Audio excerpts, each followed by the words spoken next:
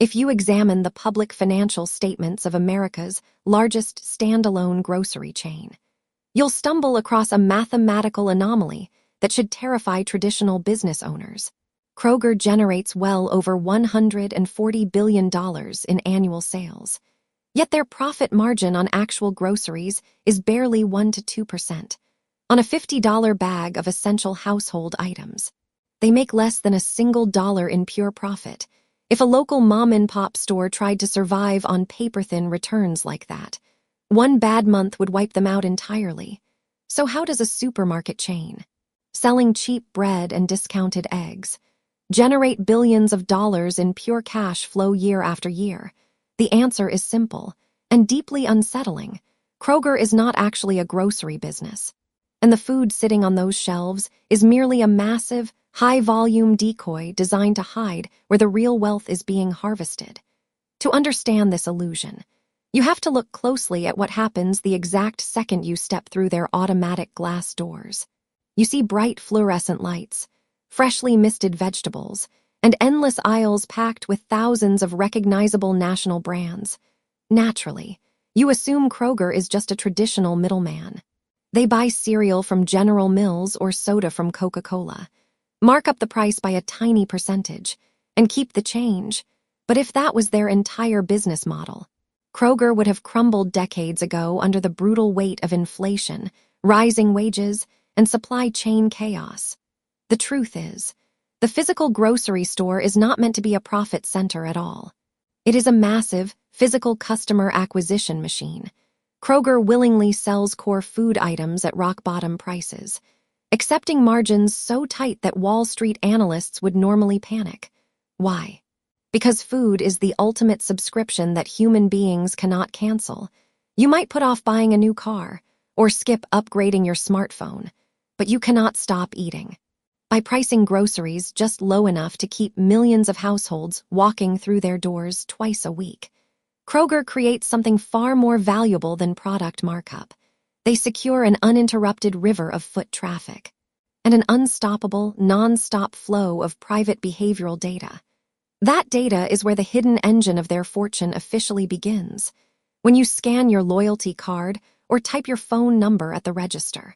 You think you're simply redeeming a 50-cent coupon on pasta sauce, but behind the digital counter, a multi-billion-dollar subsidiary called 51 Degrees is watching, logging, and analyzing every single move you make. Named after the geographic coordinates of their Cincinnati headquarters, 51 Degrees monitors the intimate buying habits of over 60 million American families. Every swipe reveals what brand of coffee keeps you awake, what day of the week you buy fresh meat, and exactly how much inflation you can take before switching to a cheaper alternative. Most shoppers assume this data is just used to print personalized paper coupons at the checkout.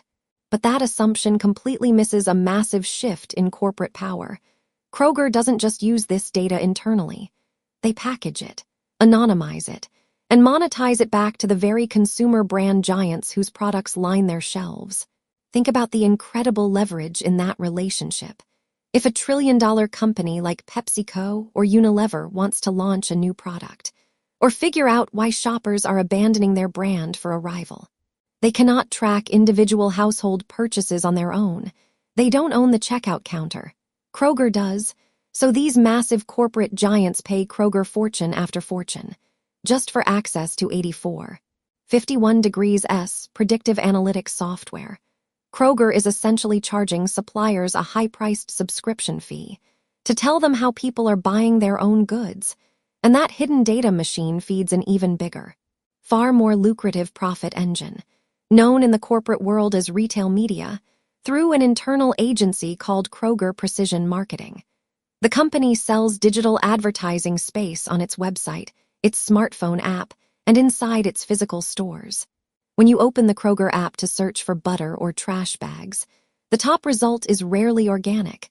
It is a sponsored ad, bought and paid for by a brand fighting for prime digital territory. Here is why this completely changes the financial game. Selling physical food carries real, painful operational costs. Shipping, refrigeration, spoiled produce, and store staff. The profit margin on a physical box of cereal is embarrassingly small, but selling a sponsored search result inside a digital app carries almost zero physical overhead. The profit margins on Kroger's digital advertising network exceed 70%, converting cheap grocery shoppers into pure, software-style profit, while advertisers pay top dollar to capture your attention on the screen. Kroger is quietly running another hidden moneymaker deep inside the store aisles: their proprietary private label brands. Take a closer look at labels like Simple Truth, Private Selection, and Kroger Value.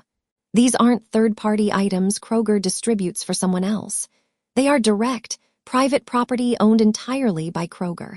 In fact, Kroger owns and operates over 30 of its own food processing plants across the country, including massive dairies, industrial bakeries, and automated packaging facilities. By bypassing national food brands entirely, Kroger controls the raw ingredients, the packaging, the delivery trucks, and the shelf placement. When you select a $4 bottle of Simple Truth olive oil over a $6 national brand, you think you're saving money. You are. But Kroger is actually making a vastly higher net profit margin on that private item than they ever made on the national brand, because they own the entire supply chain from the factory floor to the store shelf.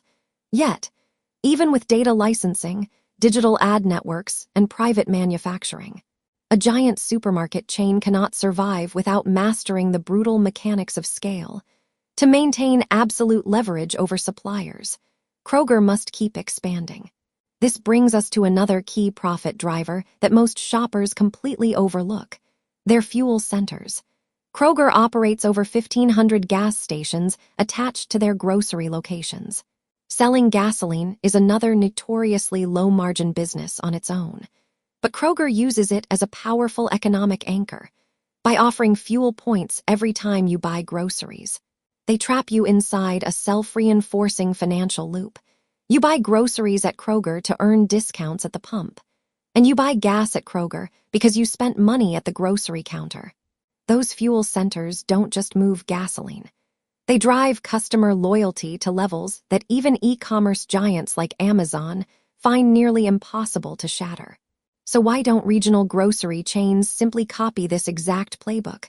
Why can't a local competitor launch their own data company, build private processing plants, and offer fuel loyalty programs? The answer lies in the staggering, almost terrifying structural barriers of modern infrastructure. Kroger's real moat is not just its brand name. It is its physical and technological foundation. Over decades, Kroger built a massive network of regional fulfillment hubs in strategic partnerships with robotics leaders like Ocado. Kroger constructed automated mega-warehouses where hundreds of AI-driven bots glide across giant metal grids, picking and packing online grocery orders in seconds. This technology cuts fulfillment costs, eliminates inventory waste, and allows them to serve both walk-in shoppers and home delivery customers from one central system. A smaller regional grocer simply doesn't have the billions in spare capital needed to build automated robotics grids or custom data centers. However, this massive scale comes with severe, hidden operational dangers. Managing thousands of physical locations exposes Kroger to skyrocketing real estate costs. Massive electric bills to power commercial freezers 24 hours a day, rising minimum wages, and inventory loss through theft and spoilage. In a business where base grocery margins hover near 1%, a minor bump in local energy prices or freight costs can instantly wipe out a store's profits if not offset by higher margin revenue streams. This constant financial threat explains why Kroger has aggressively pursued massive corporate mergers, most notably their blockbuster attempt to buy out Albertsons. By trying to unite America's two largest traditional grocery operators, Kroger isn't just looking to add more storefronts to a map. They are hunting for ultimate market power. A merged empire gives them unmatched leverage when negotiating prices with global food conglomerates, while massively expanding the reach of their data network for 51 degrees. When government regulators debate these massive retail mergers, the argument almost always focuses on the shelf price of milk or chicken. But regulators often miss the deeper economic shift happening under their noses.